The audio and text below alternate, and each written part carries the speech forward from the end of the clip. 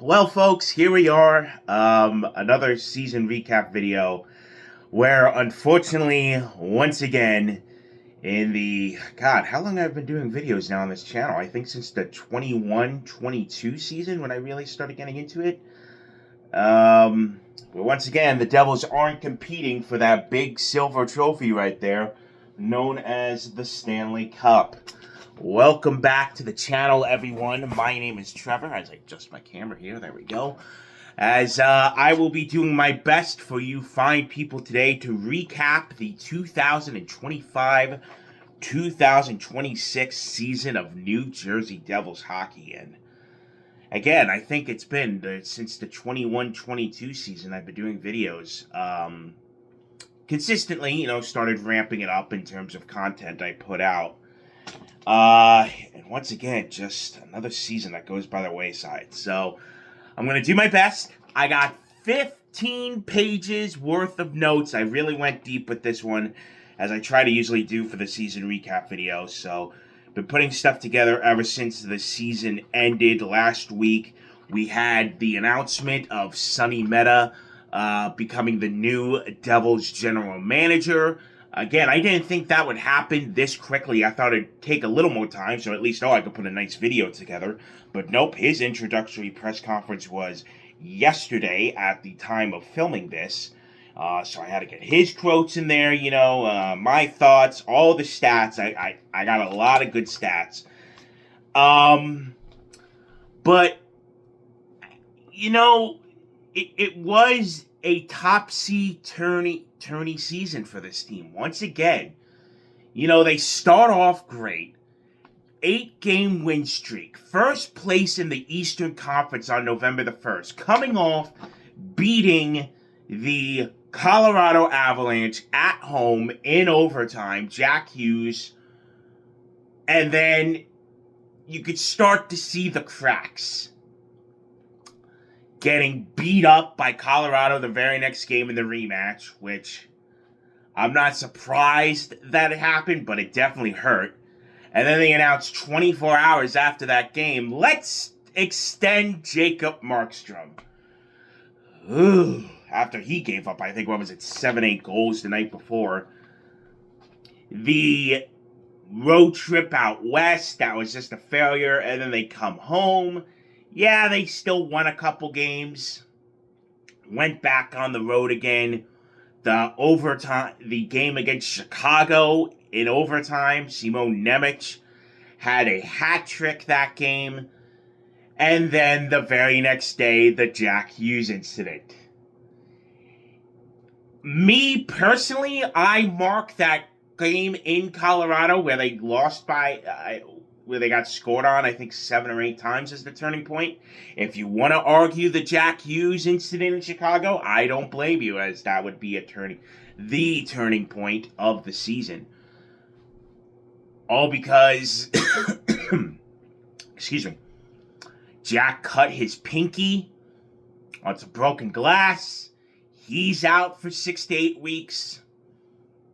And you could tell they were just never the same again. And I have some stats about specific points of the season. So let's just get into it. The Devils finished 42, 37, and 3 for a total of 87 points. That means 87 points. They finished 7th place in the Metropolitan Division. Only the Rangers were worse. 13th in the Eastern Conference. 21st in the NHL. A .530 points percentage. 22nd in the entire NHL. And they officially have the 12th best odds in the draft lottery. They took themselves out of the running for Gavin McKenna, thanks to, I think, Nashville winning their final game of the regular season. So the Devils now 12th.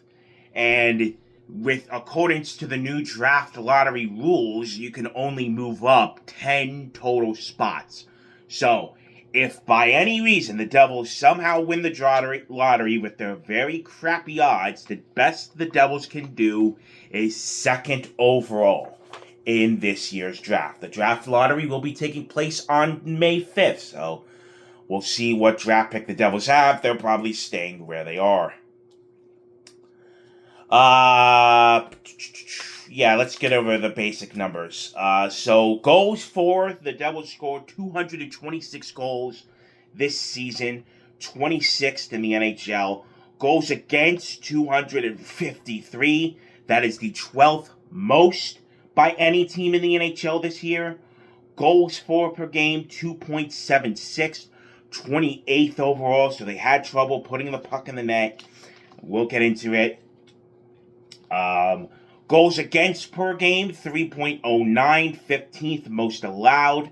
A negative 47 goal differential, that is 30th in the league. Face-off win percentage, 50.08, so ranked 15th in the league, so right in the middle. Penalty minutes, 618, fifth least in the NHL. So the Devils did a good job staying out of the box overall this season. Shots. Here's the season right here, everybody. The Devils had 2,426 shots on goal. That is the fourth highest in the entire National Hockey League. Here's the kicker. Shooting percentage, 9.3%. 31st out of 32 teams in the National Hockey League.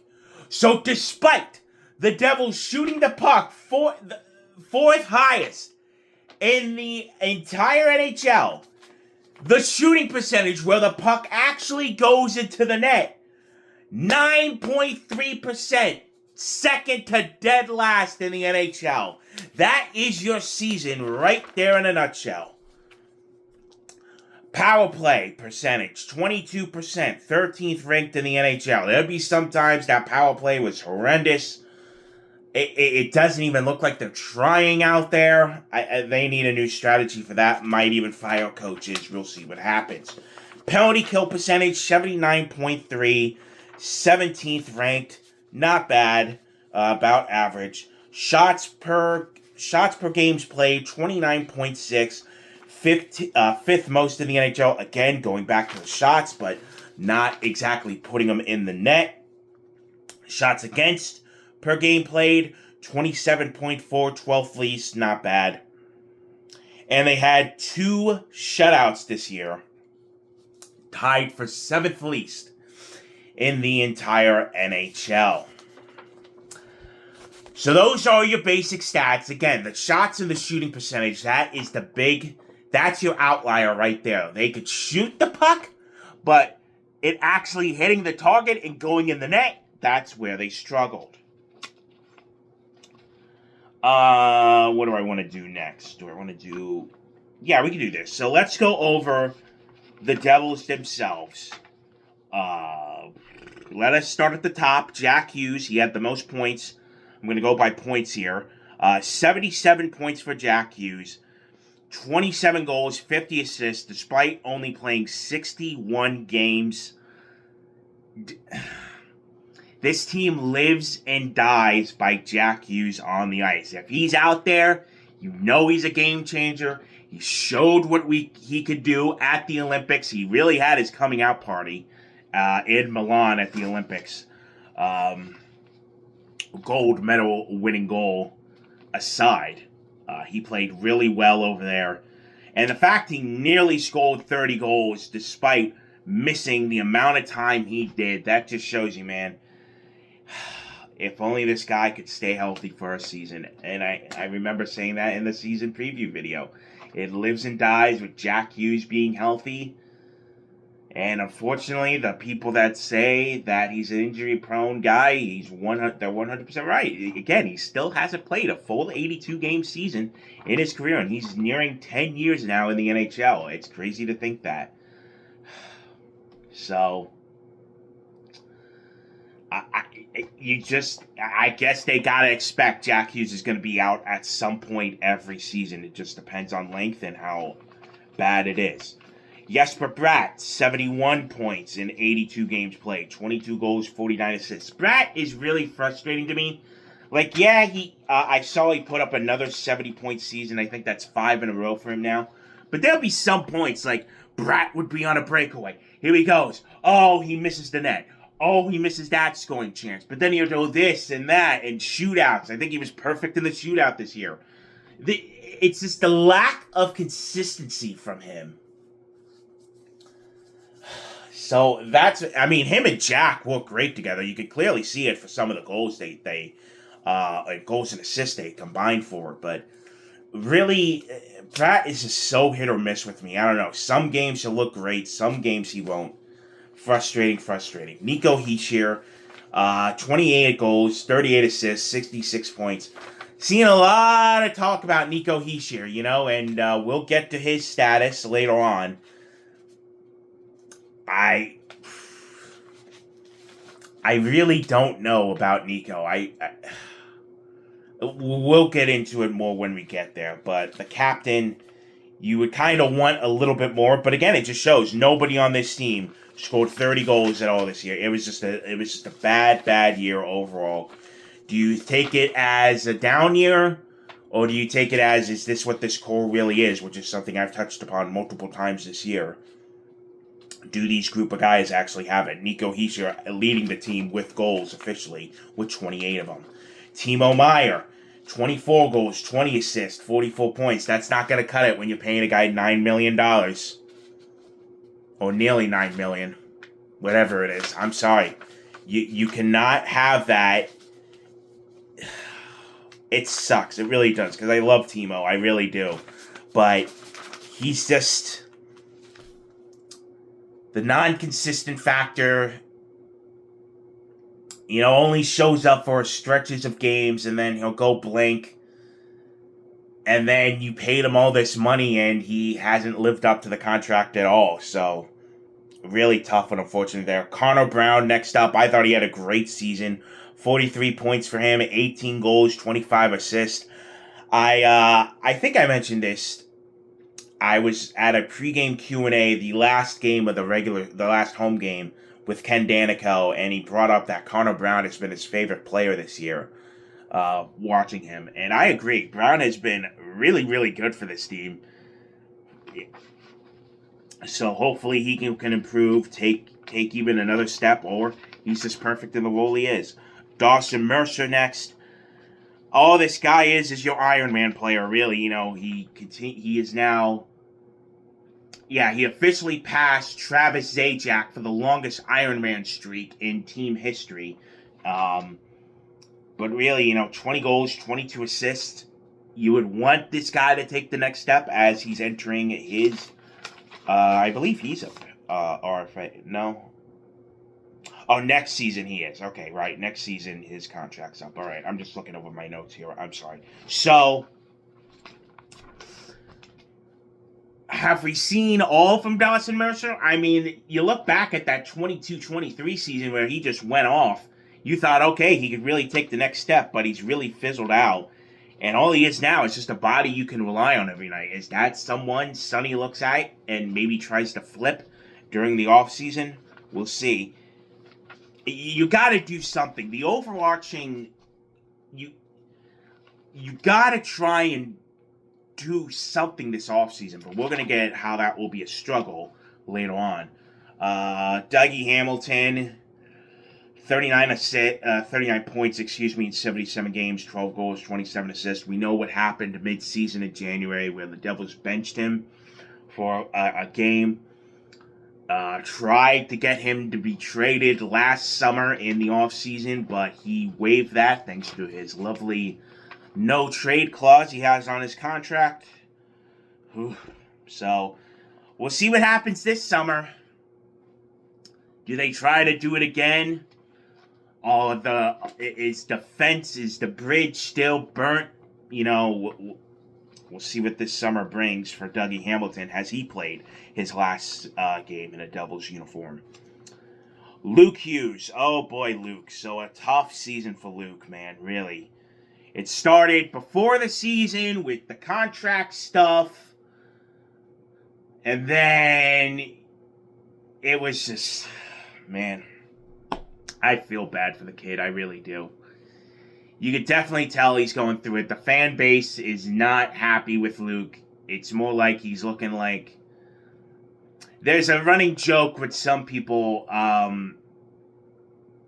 They call him Thanasis Hughes. I believe I'm saying that right. That's, in case you don't know, that's Giannis Antetokounmpo's brother in the NBA, where he's just basically on the team because of Giannis. So I don't buy that, really.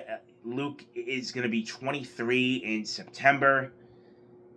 He's definitely going to need an offseason, He was playing injured. So, oh man, if he doesn't break out by the end of next season, then it's going to be a problem because you locked him in for big money.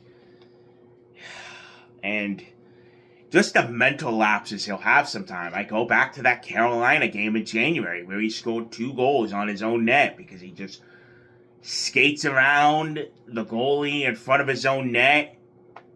And you can't just do it like an open practice. Teams will be aggressive. So it's going to be a big offseason for him. I just hope for the best, really. I want him to be successful in this league. And we'll see what happens with number 43. Arseny Gritsuk, his rookie season was cut short, 31 points. Couldn't ask for much more from Gritsuk, really. He did everything. He showed he belongs on this team, in this league. He's due for a contract, so we'll see what he gets. That line of him, Lenny Hamanaho, and Cody Glass really did some good things at points during the season. They even tried putting him with Jack at some point, I remember, and he tried to keep up with him. I think he's excited to be here, and we'll see what happens with him. But I think another season will really help his development. And I don't think he'll reach that true top 6, first line winger. Really, that's the highest of expectations. Maybe second line, we'll see what happens. But he can definitely show the potential. And finally, the Devils bringing him over from Russia. Cody Glass, career season for him, 19 goals for him. He really stepped it up. And remember, folks, the Devils nearly didn't qualify him. Gave him a qualifying offer last summer. He almost walked a free agency, but luckily, thank God, they changed their mind. Cody had a really good season. Oh, Nemec, oh boy. Have we seen the final game of Simon Nemec in a Devils uniform?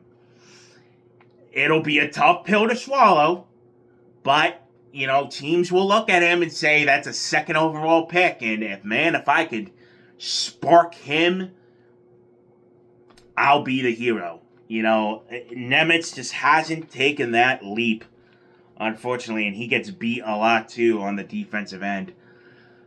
And obviously, there were points where he's been frustrated. He switched his agent. He's quietly demanded a trade, So Sonny's going to have his work to cut out with him. Is that too broken of a relationship to fix now with Mr. Nemec? So who knows what will happen with him. And what do the Devils get from him? Can they get maybe that NHL-ready winger to play with Jack? I mean, we've seen trades around this league, and they'll look at him. It depends how much they want to drive for a bargain with Nemec. And that defense needs to be adjusted on the back end, but we'll get to that. Jonas Siegenthaler, no goals for him. Didn't expect. It's funny enough, he actually almost had a couple goals, but he did called back or got tipped. Tough year for him defensively, really. He had some tough games. Brendan Dillon, again, nothing special, grinder. I will say, Dillon's best moment, though, was in Montreal in April, where he fought one of the Canadian players went after Jack Hughes. He had a fight. Dillon was in the box, and Jack came over and pumped him up, man. I really, really love that from Jack and Dillon. So you could tell there's a good chemistry there. Paul Carter, next up, 15 points. It's weird. This guy's good at breakaways and shootouts, but nothing really else. And I met Paul Carter. I met him back in October. But you really just don't see something other than that. And I read somewhere that apparently there was a group poll, and apparently Paul Carter has one of the lowest hockey IQs out of anyone in the NHL. So I find that interesting. Nick Bjugstad, the trade from St. Louis, nothing. Absolutely nothing. I mean, I guess those numbers were from his St. Louis when he was with them, because he really was nothing there. I don't know what Fitz was thinking with that. He is locked in through next season, so we'll see. Jonathan Kovacevic, that extension looking worse and worse by the day. There were times when he was being burned defensively. Lenny Hamanaho, he came up. He had a good little stretch when he first came in and then fizzled out at the end. Gonna be, I think now with Lenny in the organization here, he can have that full off season to really get himself together. So I still have potential for Lenny, even though he did fizzle out after the good little stretch he had when he first came up. Stefan Noesen, absolutely absent. Now, granted, he's been out ever since, I think, mid-January. Only played 38 games. People even forgot he was on the team at some point. Brett Pesce, only 37 games. He was out for an extended period of time. When he was playing, you could see he was probably one of the best defensive defensemen we had all season. But again, he missed time. Colton White in the few games he got in.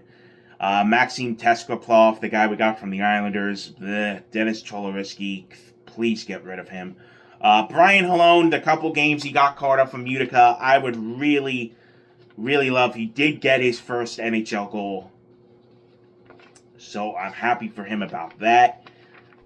1 goal and 1 assist. I could see him on the fourth line. I really can. He's been stuck in Utica forever. He comes up for little stints and goes back down. That fringe guy. But I really think if you give him a chance, he could play consistently for the fourth line. But we'll see what they decide. Evgeny Dadonov, boy, that 1-year contract really bit Fitzy in the butt. Only 24 games played. And it's funny, he never had really any injury problems until he came here. And he got hurt multiple times, missed games. I swing and a miss. Thank God it was only a 1-year deal. Angus Crookshank, in 8 games he played, he had a goal. And that was it for that with players with points. The goaltenders, obviously, Jacob Markstrom. Ugh. Oh my God, a 307, 883 save percentage. Oh, that extension hasn't even kicked in yet, and it's already aging like milk. If Sonny finds a way to get rid of that contract somehow, he'll look like build the statue next to him to Marty. But build a statue of him next to Marty outside Prudential Center. Really, if he finds a way to move that thing, oof, man, that's God. What was Fitzgerald thinking? Jake Allen, I like Jake, I really do. You can rely on him as a backup, that 1B guy, but if you rely on him as a full-time starter, I think that's where you run into trouble. I thought he played good for what he did. Nico Dawes in 3 games for him this season. Played 1 game back in October, was sent down, didn't see him until the end of the year where they shut down Markstrom. Markstrom, by the way, playing hurt near the end of the season, but they continue to play him for God knows whatever reason. 2-1 he finishes. He had the rough game against Boston to finish the year. I thought they would have played Jake Allen in that one, but apparently they trusted him after the Ottawa game Sunday. And he did play well that game. We'll see what happens with him. I don't know. He's another guy that might be on the move. At least I'm hearing, because he's stuck in the AHL. He wants to flex. He wants to show he could be a goalie for an NHL team. And I do not blame him. I really do not. When you're down there and you can't get your chance because they already used all your waivers exemption rules on you, and if they call you up and have to send you back down, you'll be claimed. That's a tough pill to swallow. For Mr. Dawes. I would like to see him. Maybe want him and Allen as a duo. I don't know, but if Markstrom's still here, then do you carry 3 goalies on the roster? Frustrating. So here are the overall team leaders from the season. Here, I'll show you it. Yep, there we go. Games played: Mercer, Heishier, Siegenthaler, Dillon, and Bratt played all 82 games this season. So that's 1, 2, 3, 4. Only 5 players to play all 82 games. The injury rose with this team. Roll on. As I said, Nico Heishier led the team in goals with 28 of them this year. Jack Hughes, 50 assists, led that category, 77 points for Jack. Plus minus Cody Glass with plus 3. That was a team best. Brendan Dillon, 89 penalty minutes, led the team. Nico Heishier led the team in power play goals with 11. Dawson Mercer had 3 shorthanded goals. Game-winning goals went to Nico Heishier with 6 of them. Shots on goal, Timo Meyer led the team with the most with 269. Face-off wins, Nico Heishier with over 1,000 face-off wins this season, 1,008 of them. I believe that led the entire NHL. His face-off percentage, 55.8%, so good job by the captain. Jonas Siegenthaler had the most blocks with 135.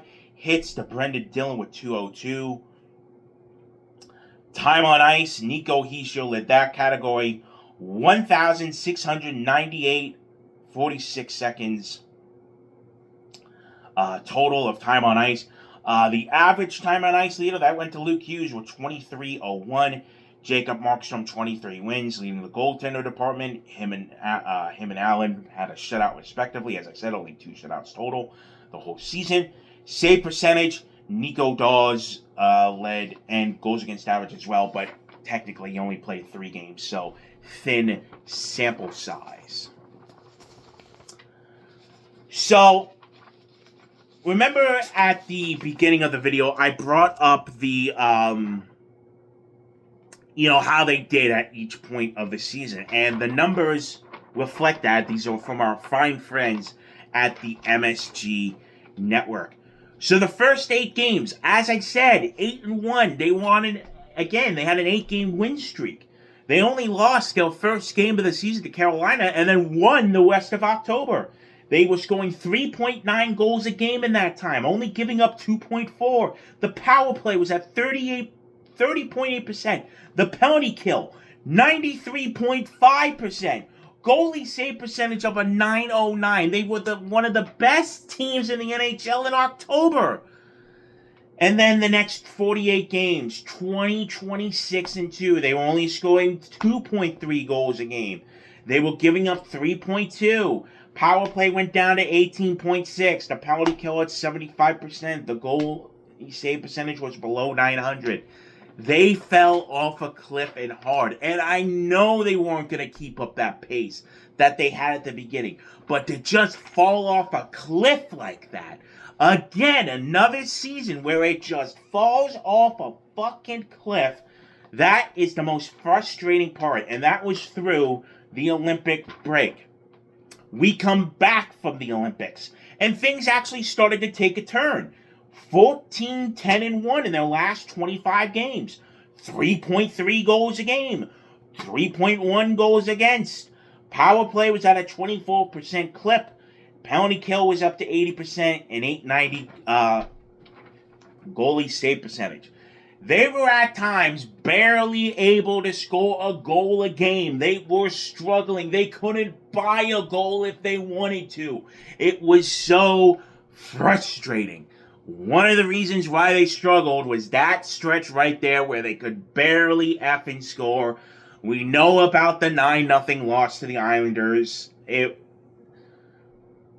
Times that season, it was times during that stretch where it was just so frustrating. And then they come on at the end and they couldn't get the job done.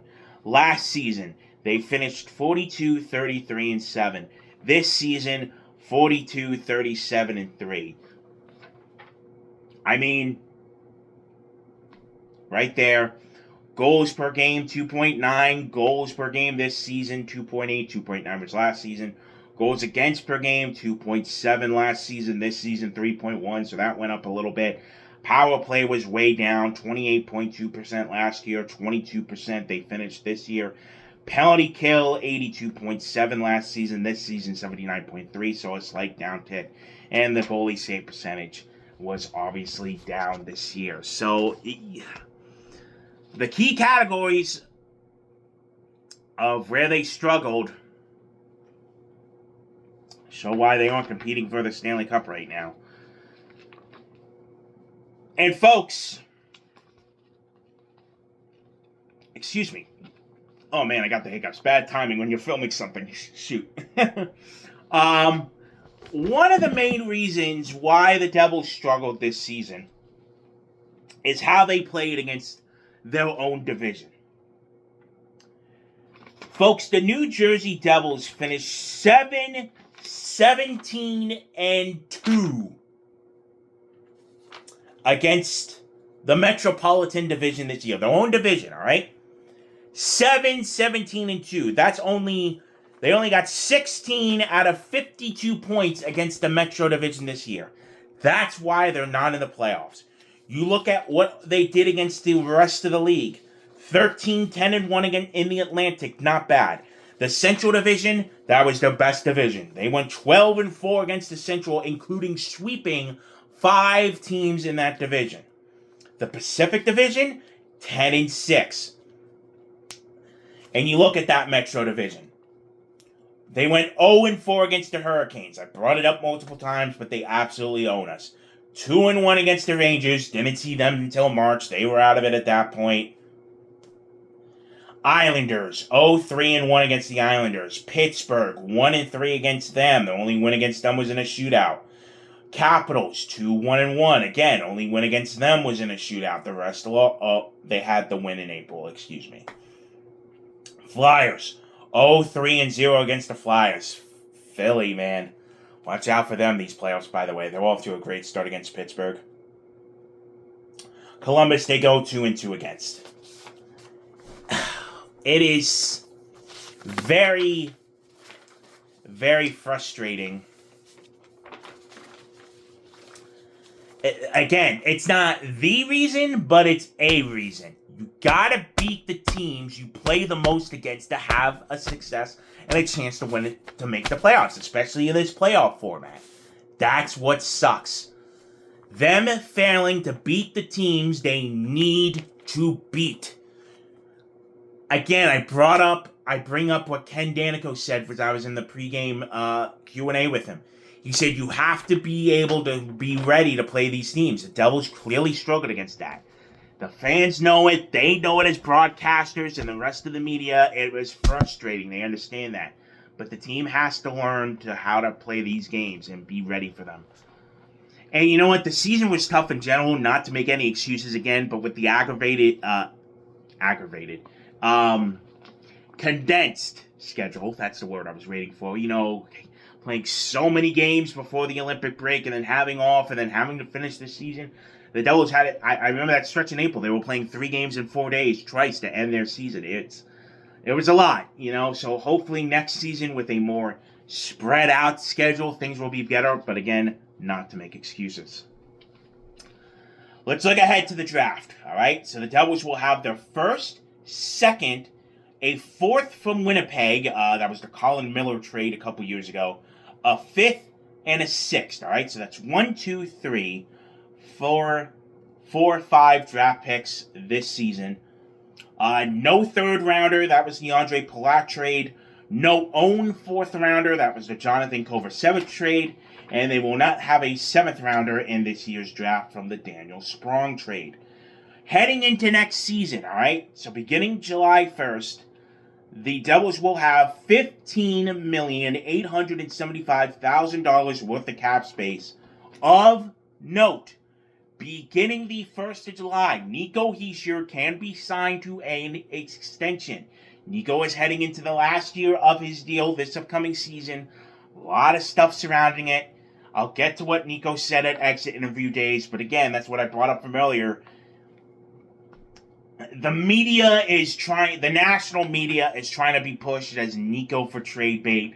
Nico's going to leave the Devils, he'll probably get a payday if he does decide to go to free agency in July of 2027, but we'll see what happens. Pending RFAs, you have Paul Carter, Arseny Gritsuk, the aforementioned Simon Nemec. Gritsuk, definitely. Carter, they probably will. Nemec, again, we got to wait and see if he'll be traded at some point during the summer. Pending UFAs, Evgeny Dadonov, gone. Dennis Cholowitzki, gone. Zach McEwerman, probably gone. And again, I brought up earlier when I was going over everyone, here are the players with trade clauses currently on this team. Timo Meier, a full no movement clause. Jack Hughes has a 10-team no trade clause. Jesper Bratt, full no movement clause. Nico Hischier, 10-team clause. Connor Brown has a full no trade. Stefan Noesen has a 10-team no trade. Jonas Siegenthaler has a 10-team no trade. Kovacevic has a full no trade clause. Dylan a full no trade clause. Pesce a full no trade clause. Dougie Hamilton a 10-team no trade clause. Markstrom a 20-team no trade clause. Allen full no trade clause. Ugh. I pray to Sonny Meta. I'll go over what he said in the press conference yesterday. But man, dude, he is going to have his work cut out for him. So despite having $15 million, and the cap will be continuing to increase, all of these guys with these clauses, man, you're going to have trouble even trying to make the team better. And look how many of those guys were defensemen, by the way. Siegs, Kovacevic, Dylan, Pesce, Dougie. 1, 2, 3, 4, 5. That's 5 defensemen. That's 5 defensemen stuck with trade clauses. So you can't even... All you can do is move one if necessary. If these guys won't move, it is just frustrating.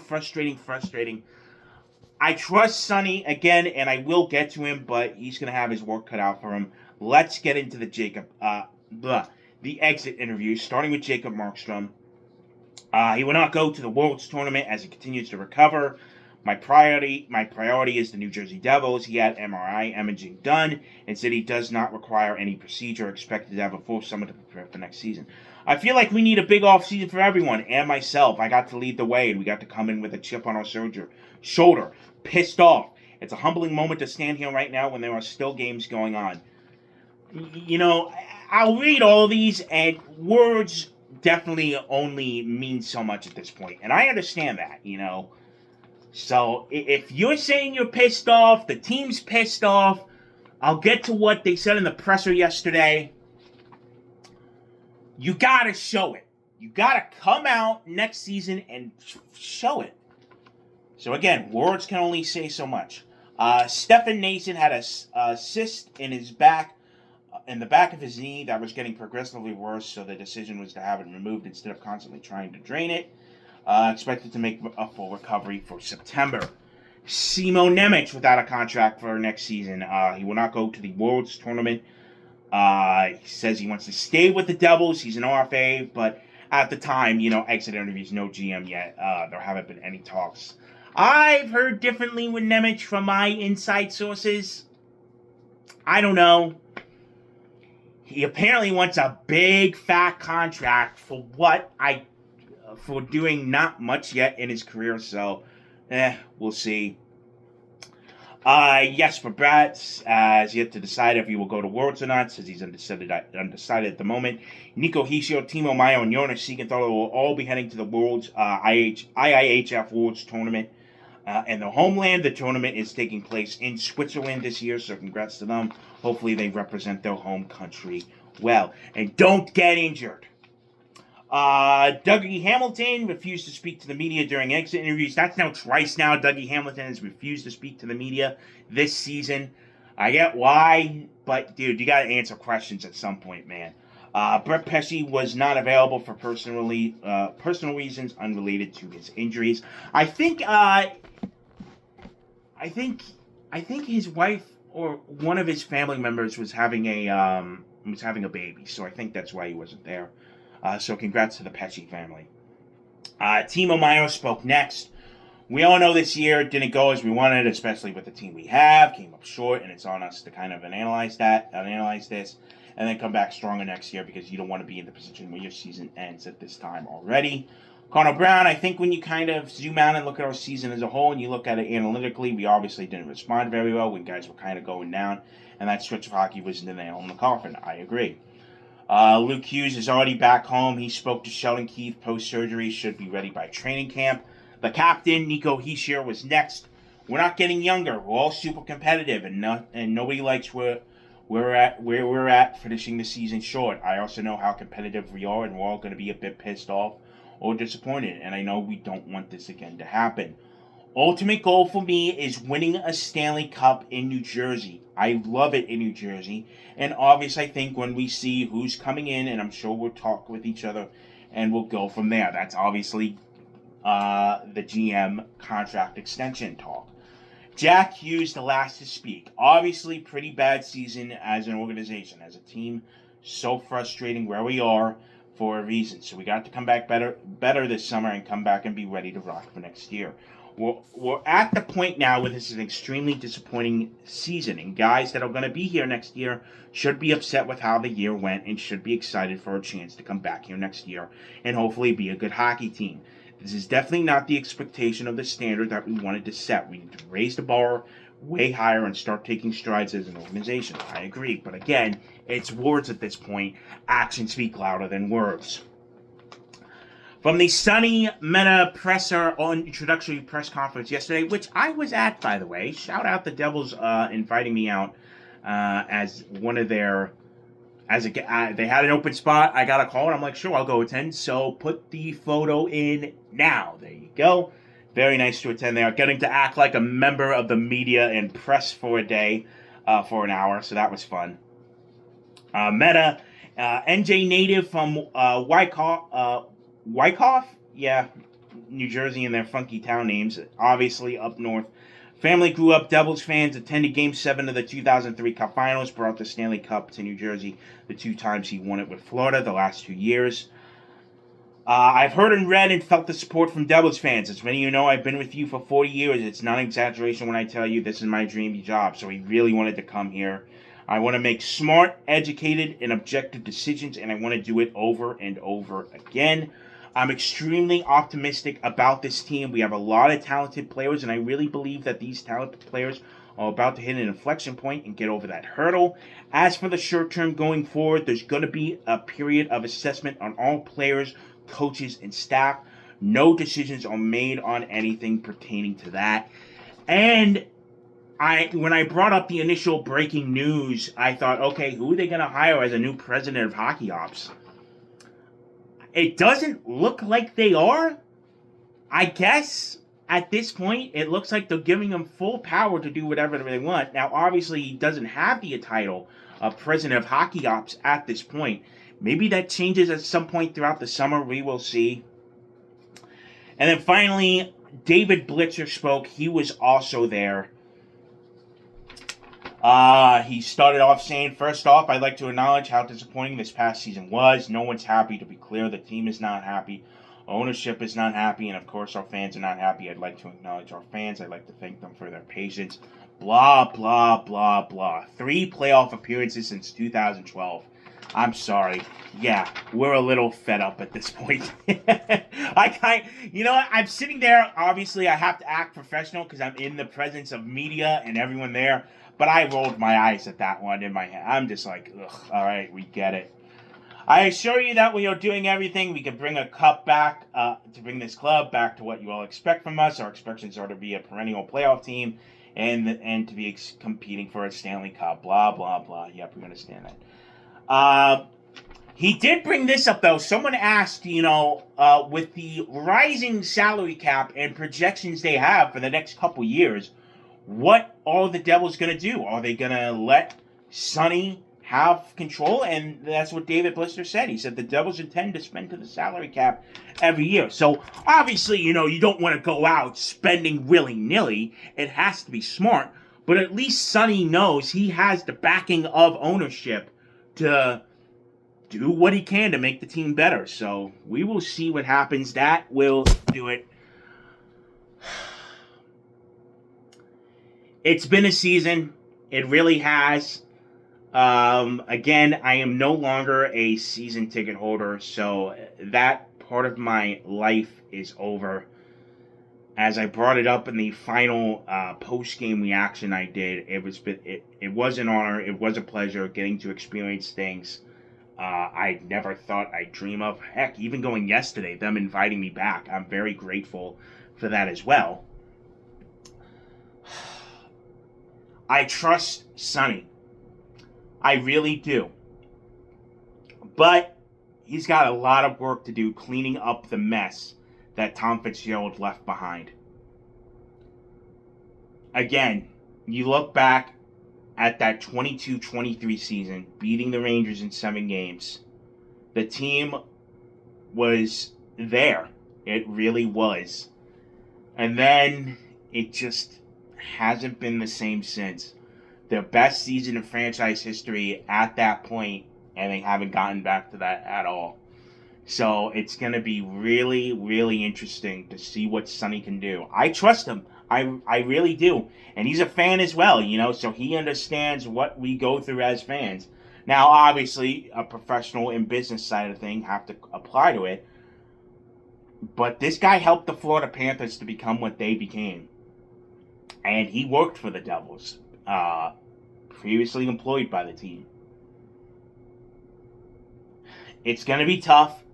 There's going to be a lot of questions. There's going to be a lot of things to get done. Find a way to make the playoffs. You have to find a way to make the playoffs.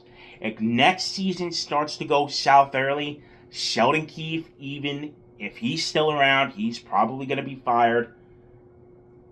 And it might get late early, but we'll see what next season brings. I don't know what you're going to do with the goaltending position. I really don't. The defense is a mess right now, as I said. And you got to try and get that, find the top guy to pair with Jack and Brad. And also depth as well. So, it's going to be, I don't know. I really don't know what's going to happen this summer. But I'm giving my full support to Sonny. I'm going to say, all right, show us what you can do. He brought up yesterday in the presser that there's going to be times when the fans don't agree with me in certain moves. There's going to be times they're going to praise me. He understands that. But he said it will be for the better of this team what I decide moving forward. So, obviously, he just joined, and the Stanley Cup playoffs going on, so I won't expect anything until at least the finals end. And then when you get into the draft, and then July 1 and moving forward. So we'll see what they can do. If they can extend Nico Hischier starting July 1st, God bless them. But we will see what happens at this point. So that is a wrap on the 2025-2026 Devils season. Been going for nearly 50 minutes at this point. So thank you all still for watching if you are. I will be back around draft time. We'll see what pick the Devils get. Maybe they decide to trade that pick. Let's see what maybe, do you explore that option? You're picking probably going to be 12th, 13th, depending if someone moves up in the lottery or not. So we'll see. But I don't know. It's gonna be a very interesting offseason here in New Jersey. So we'll see what happens with it. But that will do it for me for now. Thank you so much for watching. My name is Trevor. And I'll leave you with a little video they played during the last home game of the regular season. So enjoy that as this fades to black. I'll see you for the next one. Looking sharp. I love it. Colonies in Jersey. I love it. Another turning point, a fork stuck in the road. Time grabs you by the wrist, directs you where to go. So make the best of this test and don't ask why. It's not a question, but a lesson learned in time. It's something unpredictable, but in the end it's right. I hope you had the time of your life.